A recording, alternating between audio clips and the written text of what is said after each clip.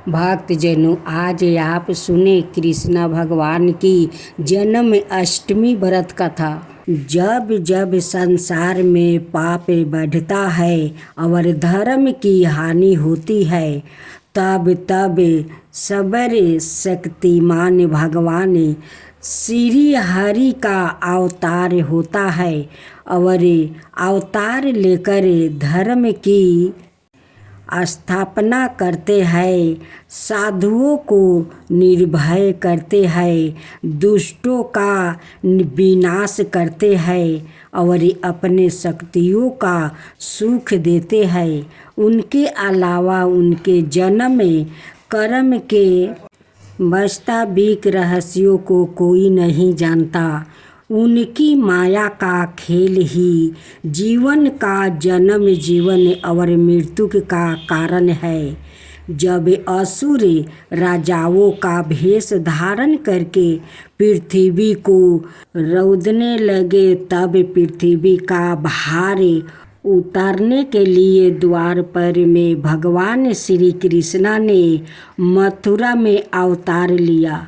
उन्होंने ऐसी ऐसी लीलाएं की जिनके वर्णन में बड़े बड़े देवता और ऋषियों मुनि भी समर्थ है। भगवान श्री कृष्ण ने पृथ्वी का भार उतारने के साथ अपने पवित्र यश का विस्तार किया, जिसका गान और श्रवण करने से दुख, शोक और ज्ञान सब नष्ट हो जाते हैं। उन्होंने अपनी प्रेम भरी मुस्कान और मधुरे चितवन से मनुष्य लोक को आनंद से सराबोर कर दिया। भगवान श्री कृष्ण का सांबल शरीर अत्यंत सुंदर था। उनके मुख कमल की शोभा तो निराली ही थी। उनके कान सुंदर कुंडलों से सुशोभित थे। उनकी एक एक मुस्कान पर सभी नर नारियों निछावर हो जाते थे। लीला पुरुष भगवान श्री कृष्ण ने अवतार तो लिया वासुदेव के घर, परंतु नंद बाबा और ग्वाल बालों को अपनी बाल लीला का सुख देखने के लिए वहाँ से नंद के घर चले आए। उनकी बाल लीला और सुंदर चितवन से गोप गोपियों धन हो गई। बचपन से ही प्रभु श्री कृष्ण ने लीला मात्रा से कंस द्वारे भेजे गए राक्षसों को वध करना शुरू कर दिया। छठी के दिन ही उनके वध के लिए आए पूतना का उन्होंने देखते ही देखते संहार कर दिया। तिरनावर्त केसी, हरिष्टासुर, बाकासुर, परिभासुर, धेनुकासुर जैसे महाबलवान राक्षस श्री कृष्ण के द्वारे यम लोग सिधार गए। उन्होंने कलिया नाग को नाथ कर उसके सहस्त्र फोनों पर नृत्य किया और यमुना के पवित्र जल को कलिया नाग के विष से मुक्त कर दिया। गोवर्धन धारण कर श्री कृष्ण ने इंद्र के गर्भों को चूर चूर कर डाला। ब्रज की गोपिकाओं को उन्होंने रस निद्रा के द्वारे अनंतित किया। भगवान श्री कृष्ण गोकुल में अपनी लीला का प्रयोजन पूरा कर मथुरा लौट आए। यहाँ उन्होंने कंस और उसके क्रूर सहयोगियों को संहार कर अपने माता पिता का कारागार से उद्धार किया। उग्रसेन को पूर्ण राजा बनाया। कंस के संबंधी बड़े बड़े असुरों राजाओं का सेना सहित संहार किया। भगवान श्री कृष्ण ने जब जरासंध की 23 अक्षौहिणी सेना पर सहज ही विजय प्राप्ति कर लिया। उस समय बड़े बड़े देवताओं ने उन पर आनंद बन के फूलों की वर्षा की, साथ उनके इस महान कार्य की भूरी भूरी प्रशंसा की। उन्होंने अपनी योग माया के द्वारे सोते हुए अपने संबंधियों और पूर्ववासियों को द्वारका पहुंचा दिया। कलियवन के सामने से भाग कर अपना रण छोड़े नाम सार्थक किया। मुचुकुंद के द्वारे क्षण मात्रा में कलियवन को भस्म कर दिया और उन्हें अपना दर्शन देकर कृतार्थ किया। द्वारिका में रहकर उन्होंने अपना विवाह किया और हजारों पुत्र उत्पन्न किया।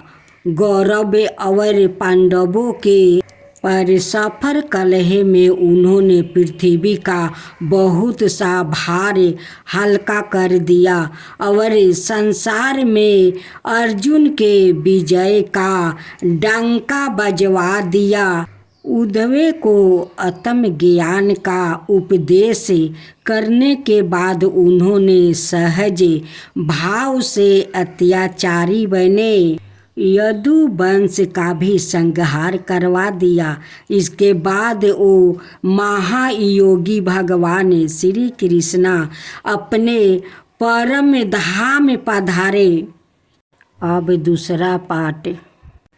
भगवान ने देवकी से कहा कि पूर्व जन्म में तुम्हारा नाम पीरसीन था और वासुदेव जी सुतपा नाम के प्रजापति थे।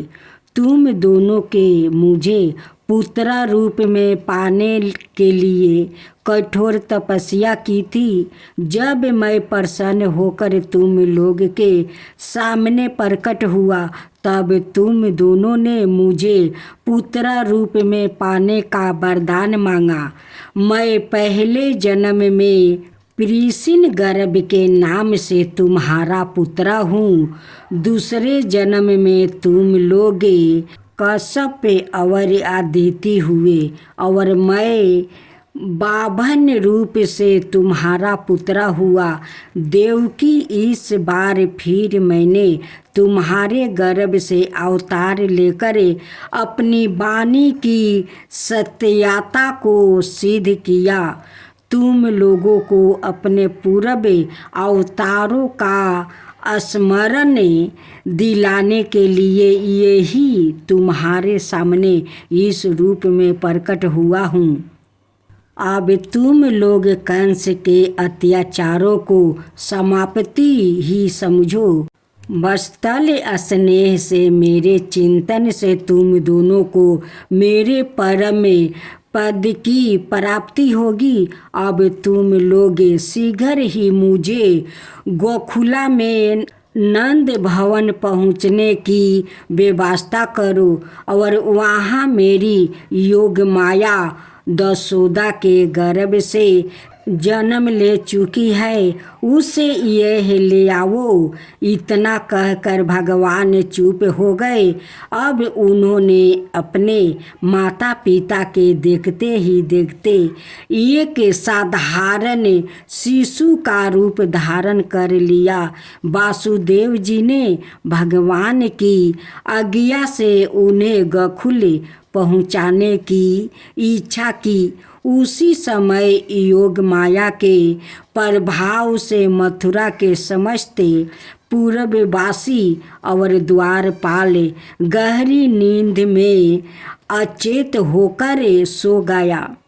बंदी गृह के सभी दरवाजे बंद थे।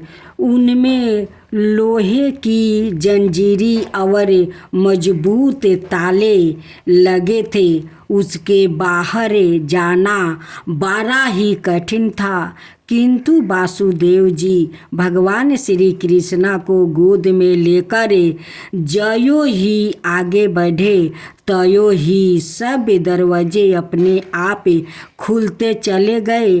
ताले टूट कर गिर गया। वासुदेव जी की हथकड़ी बेरिया खुल गई। जिस प्रभु के नाम से स्मरण मात्रा से संसार के सारे बंधन खुल जाते हैं, वहाँ हथकड़ी बेरिया और तौलों की क्या कीमत है। उस समय बदले धीरे धीरे गरजते हुए जल की फुहारे छोड़ रहे थे, इसलिए शेष जी भगवान के शरीर पर अपने फोन की छाया करके वासुदेव जी के पीछे पीछे चलने लगे। वर्षा का समय था। यमुना जी बहुत बढ़ गई थी। यमुना जी ने सोचा कि जिनके चरणों की धूल के लिए बड़े बड़े ऋषि मुनि तरसते रहते हैं, वो ही मेरे तट पर आ रहे हैं। यह सोचकर प्रसन्नता से उनकी आंखों से इतने आंसू निकले कि बाढ़ आ गई। उनका प्रभाव गहरा और तेज हो गया। जल में फन ही फन दिखाई दे रहा था। सैकड़ों भयानक भौरे पड़ रही थी। जैसे ही वासुदेव जी श्री कृष्णा को लेकर यमुना जी में घुसे, उन्होंने तत्काल अपने जल को समेट लिया और श्री कृष्णा को मार्ग दे दिया। कहीं कहीं घुटनों भर और कहीं कमर तक जल रह गया। वासुदेव जी ने गोकुल में नंद बाबा के घर जाकर देखा कि सब के सब अचेत होकर गहरी नींद में सो रहे हैं।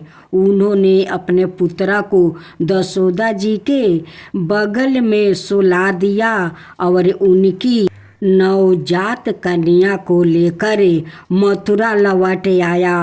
बंदी गिरह में पहुंचकर वासुदेव जी ने इस कन्या को देवी की साया पर सुला दिया और अपने हाथ पैर में हथकड़ी बेरिया डाल ली। बाहर भीतर के सब दरवाजे अपने आप बंद हो गया। इसके बाद कन्या के रोने की आवाज़ सुनकर द्वारपालों की नींद टूट गई। वो दौड़ते हुए कंस के पास गया और देवकी को संतान होने की बात कही। कंस बड़ी व्याकुलता से उसकी प्रतीक्षा कर रहा था। वो तुरंत पलंग से उठकर खड़ा हुआ और कारीगर की तरफ नंगी तलवार लिए हुए तेज से झपटा। कंस ने दूसरे दिन अपने दरबार में मंत्रियों को बुलवाया और योग माया की सारी बातें उनसे बताई। कंस के मंत्री दैत्य होने के कारण स्वभाव से ही कीड़ी थे।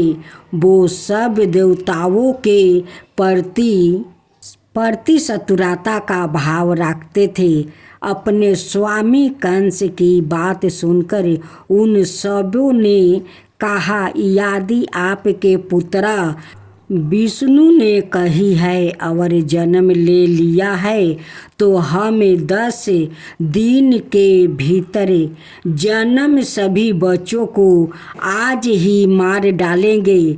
अब आज ही बड़े बड़े नगरों, छोटे छोटे गांवों, अहीरों की बस्तियों और अन्य स्थानों में जितने भी बच्चा पैदा हुआ है उन्हें खोज कर मारना शुरू कर देते हैं।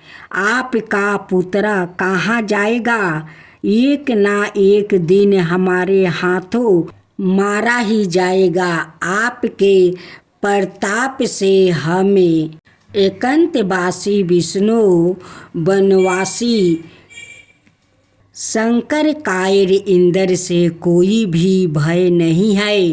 फिर भी शत्रु को कभी छोटा नहीं समझना चाहिए, इसलिए उसे जड़ से उखाड़ फेंकने के लिए आप हम जैसा सेवकों को आदेश दीजिए। यदि पहले शत्रु की अपेक्षा कर दी जाए तो वो पाँव जमा लेता है और बाद में उसे हराना कठिन हो जाता है। अतः उसे शक्तिशाली होने से पहले ही समाप्त कर देना चाहिए। देवताओं की जड़ है विष्णु और वो वहाँ रहता है जहाँ सनातन धर्म है। सनातन धर्म की जड़ है वेद, गौ, ब्राह्मण, तपस्या और यज्ञ। हम इनका विनाश कर देंगे तो विष्णु अपने आप मर जाएगा। एक तो कंस की बुद्धि वैसे ही बिगड़ी हुई थी, दूसरे उसका मंत्री उससे भी अधिक दुष्ट थे। दिन के बच्चे जहाँ भी मिले उन्हें तुरंत मार दिया जाए। कंस के आदेश से दुष्ट दैत्य नवजात बच्चों को जहाँ पाते हैं वो ही मार देते हैं। यज्ञ, दान, तप, सदाचार कहीं दिखाई नहीं देते। ग्वाले में भी उत्पत्ति शुरू हो गया। अभी छठी के दिन भगवान का जात कर्म संस्कार ही हुआ था कि कंस के द्वार भेजी गई पूतना श्री कृष्णा को मारने के लिए नंद बाबा के घर पहुंची। उसने सुंदर गोपी का भेष बनाकर श्री कृष्णा को गोद में उठा लिया और अपने विष लगे स्तनों का दूध पिलाने लगी। श्री कृष्णा ने दूध के साथ उसके प्राणों को भी खींच लिया और उसे यम लोग भेज दिया। एक दिन की बात है, स्नेह से कन्हैया पलने में लौटे हुए अकेले ही कुछ हाँ कर रहे थे और अपने हाथ पैरों को हिला रहे थे। उसी समय कंस का भेजा हुआ एक दुष्ट राक्षस कौवे का भेष बनाकर उतरा हुआ वहाँ आ पहुँचा। वो बहुत विकराल था और अपने पंखों को फरफरा रहा था। उसकी चोंच इतनी निकुली और सख्त थी कि उसके एक ही प्रहार से हथियारों में भी छोटे हो जाए।